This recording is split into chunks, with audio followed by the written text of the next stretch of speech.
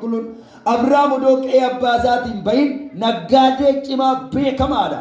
Arroota dhibba shaniin nama nagadaa ture gaalota kana booddee Waaqayyo kana marfee Abrahaam bahi seera uumamaa 12 nagaa bahi biyya si argisiisu lammii abbaa kee dhiisi hin ulfaatu qe'ee abbaa kee dhiisi bahi biyya si argisiisu dhaqi garwani nama guddaan si godhaadhe.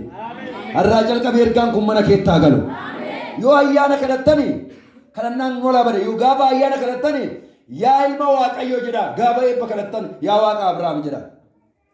Kadhannaan keenya yoo hiika qabaachuu qaba beektaa. Amma inni barumsa bal'aa gaafata yoo Waaqayyoo jedhe ilaalla isa yeroo biraa.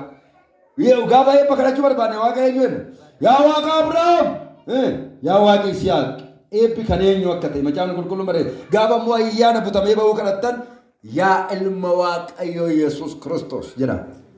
Kana booddee Abrahaamin bayyeen Abrahaam dhaga'ee manaa bahe haa ta'u garuu itti maxxantee manaa baate namittiin karaa geessee waan dharaamoo deessun maqaan Loot itti ilma wasiilaati itti maxxanee manaa bahee gungummiin gidduutti bahee seera uumamaa boqonnaa 14tti Waaqayyo gargar isaan baase haa ta'u garuu gaaf tokko Saaraan tonkolii goote.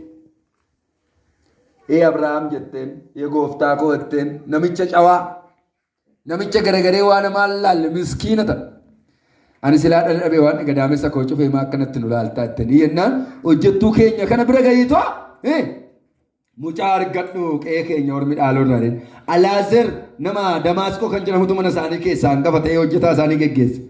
Eewutitti ergam Abrahaam abjuu keessaa qabaa eega dhaga'ee bara seera uumaatiin deebisu cubbuutti kan erge eenyu ture achittis.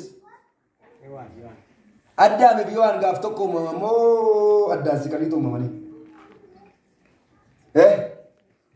Dubbadhaa rakkoon qabu lamatti galuu fan deema.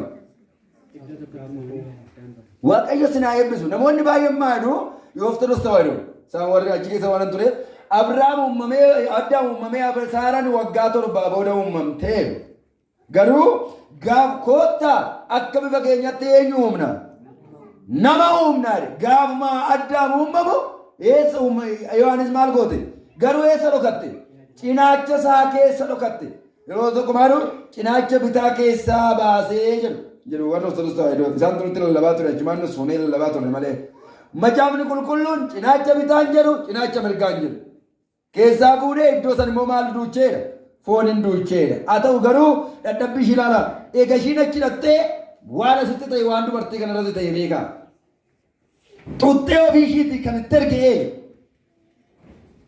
dubbadhaan ayinuudha kan itti erge ee'uudha